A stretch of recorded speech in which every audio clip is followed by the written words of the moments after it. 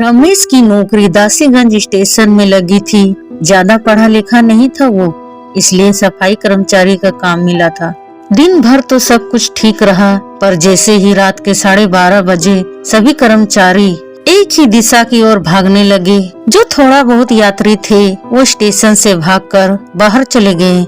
ये सब कहाँ भागे जा रहे हैं? तभी वहाँ एक बूढ़ा व्यक्ति आया जिसका नाम भोलानाथ था। अरे भाई, तुम्हें अपनी जान प्यारी नहीं है क्या? भागो यहाँ से। रमेश भी उसके साथ उसी दिशा में भागने लगा और जाकर सभी कर्मचारी के साथ छुप गया। तभी वहाँ एक ट्रेन आई। उस ट्रेन से एक औरत उतरी जिसके हाथ में 3 साल का बच्चा था। औरत रोते हुए गिड़गिड़ा रही थी, मेरे बच्चे को कोई पानी दे दो वरना वो मर जाएगा।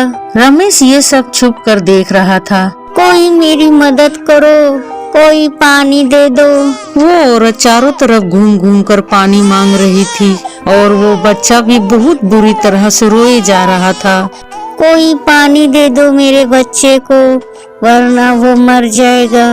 कोई मदद करो, कोई पानी दे दो। मैं जा रहा हूँ उसे पानी देने को। अरे भाई बैठो, कहाँ जा रहे हो? तुम्हें अपनी जान प्यारी नहीं है तो क्या हमें अपनी जान बहुत प्यारी है। फिर वो औरत पानी मांगते हुए अंधेरे में कहीं गुम हो गई। रमेश ने भोलानाथ से पूछा, आपने ऐसा क्यों किया? वो औरत बहुत तकलीफ में थी, उसे पानी की जरूरत थी। आपने मुझे उसे पानी देने से मना क्यों किया? लगता है तुम यहाँ नए आए हो, तुम्हें कुछ भी पता नहीं है। अगर मैं तुम्हें बता दूं ना तो कल से ही नौकरी छोड़ दोगे। जाओ, आखिरी ट्रेन आ गई है, कल सुबह भी काम पर आना है। सुबह जब रमेश फिर से काम पर आया और वो सबसे उस औरत के बारे में पूछा, लेकिन किसी ने कुछ भी नहीं बताया।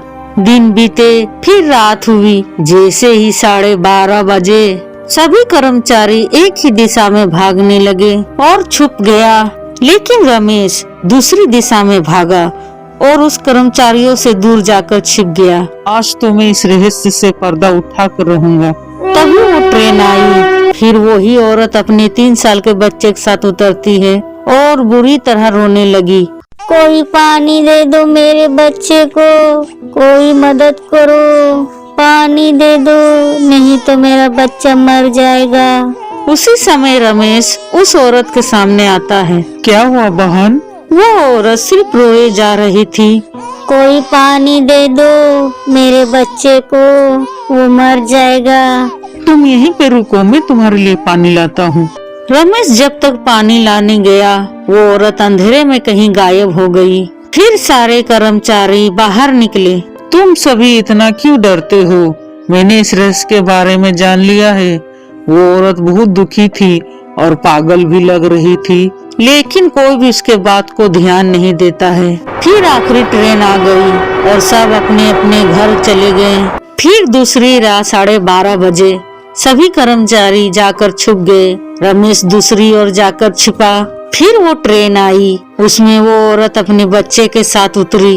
वो बुरी तरह रोने लगी। कोई पानी दे दो, मेरा बच्चा मर जाएगा। आज तो मैं पता करके रहूंगा कि ये औरत कहाँ जाती है। ही वो औरत उस अंधेरे की तरफ बढ़ी। रमेश भी उसके पीछे पीछे बढ़ा। वो एक सुनसान जगह में जाकर रुकी जहाँ एक आदमी लहूलुहान पड़ा था। वो अपने बच्चे को उसी आदमी के बगल में सुला देती है। अब बच्चे का रोना भी बंद हो गया था। रमेश उसके पास पहुँचा। क्या हुआ बहन? ये तुम्हारा पति है क्या? वो मर चुके हैं? इस बार वो औरत ने अपनी चुप्पी तोड़ते हुए बोली, मेरी मदद कीजिए, इन दोनों की लाशों को मैं अपने गांव ले जाना चाहती हूँ। ये मुमकिन नहीं है, लेकिन मैं कोशिश करता हूँ। आप यहीं पे रुकिए, मैं मदद लेकर आता हूँ। रमेश भागता हुआ भोलानाथ के पास पहुँचा। चाचा, वो औरत बहुत मुसीबत में है। उसका पति और बच्चा मरा पड़ा है। क्यों ना हम ट्रेन के पिछले बोगी में उसके पार्थिव शरीर को उसके गांव भिजवा दें? ठीक है, चलो चलकर देखते हैं। जब वे दोनों वहां पहुंचे तो वो औरत वहां नहीं थी, सिर्फ उसके पति और बच्चे की लाश थी। भोलानाथ और रमेश बच्चे को उठाने की कोशिश करता है, लेकिन वो 3 साल का बच्चा टस से मस न हुआ। अब वो दोनों उस व्यक्ति को उठाने की कोशिश करने लगा, लेकिन वो नाकाम रहा। ये तो हिल भी नहीं रहे हैं। तभी वो औरत आ जाती है और भोलानाथ को पटरी में जोर से दे मारती है। ये तो चुड़ैल है। तुमने ये क्या किया? हम तो तुम्हारी मदद के लिए आए थे। मदद ही करनी थी तो 20 साल पहले करते। मैं तो खुद 26 साल का हूँ, तो 20 साल पहले मैं तुम्हारी क्या मदद करता? तुम नहीं, ये 20 साल पहले जब हम तीनों अपने गांव जा रहे थे तभी ट्रेन की संतुलन बिगड़ी और ट्रेन पलट गई, जिसमें मेरा पति उसी समय मर चुका था। जैसे तैसे मैंने अपने आप को संभाला और मेरा बच्चा कहीं दबा रो रहा था। मैंने उसे ढूंढ निकाला और पूरे स्टेशन में पानी मांग रही थी, लेकिन किसी ने मेरी मदद नहीं की। अब ये वही था, इसके पास एक बच्चा भी था और बोतल में पानी भी थी। मैंने पानी मांगा तो वो बच्चा हमें देख रोने लगा।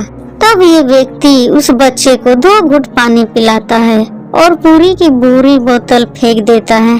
प्यास से मेरा बच्चा मर चुका था, फिर मैं जीकर क्या करती? मैंने भी दम तोड़ दिया। तभी वहाँ आखिरी ट्रेन आई और भोलानाथ को मारकर चली गई। अब रमेश अकेला था, वो जगह पूरा सुनसान था।